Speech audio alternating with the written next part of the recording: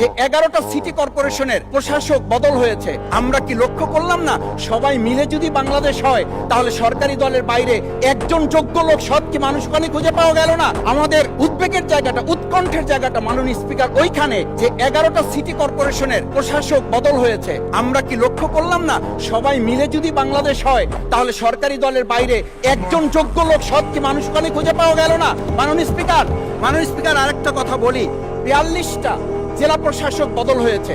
মাননীয় স্পিকার, এই পাশ থেকে প্রায় কথা বলি যে এখানে বলা হয়েছে যে মানে আমরা সবাই মিলে বাংলাদেশ, সবার বাংলাদেশ যখন বলি সবাই মিলে দেখি টেবিল চাপড়িয়ে আমরা এই মহান জাতীয় সংসদকে খুবই সরগরম করে ফেলি। এই 42টা যে জেলা প্রশাসক নিয়োগ হয়েছে, এই জেলা পরিষদে গোটা বাংলাদেশের মধ্যে আজকে এখানে যে কমিটি হয় সেই কমিটিতে আমরা বলি ন্যায্যতার ভিত্তিতে আপনাদের থেকে 2 জন দেন, 1 জন দেন। মাননীয় স্পিকার, খুবই বিনয়ের সাথে জিজ্ঞেস করি, আমরা কি সেই নতুন বাংলাদেশের দিকে যেতে পেরেছি যেই বাংলাদেশে এই 42 জন জেলা পরিষদের একজন জেলা পরিষদকে আমরা কাউকে খুঁজে বের করতে ওখানে ন্যায্যতার ভিত্তিতে দিতে পারলাম না?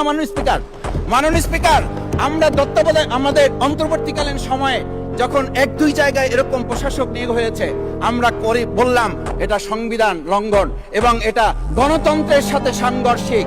আজকে গণতন্ত্রের নির্বাচনের ভিত্তিতে আমরা যখন একটা সরকার পেলাম, সেই সরকারে স্থানীয় নির্বাচনের দিকে না গিয়ে যেখানে সরকারের প্রশাসক ছিল তাদেরকে তড়িঘড়ি করে বদল করে বিশ্ববিদ্যালয় গেলে থেকে শুরু করে নিজ দলীয় লোক গ্রহণ করে আমরা কি এটা বলতে পারি যে সবাই মিলে বাংলাদেশ এবং সবার আগে বাংলাদেশ আসলে এটা আমাদের দেশে আসছে? আমরা বলতে পারি না বিধায়ী আজকে জুলাই সনদ বাস্তবায়ন এবং তার ভিত্তিতে আমাদেরকে এখানে শপথ গ্রহণ করানো হয়েছে।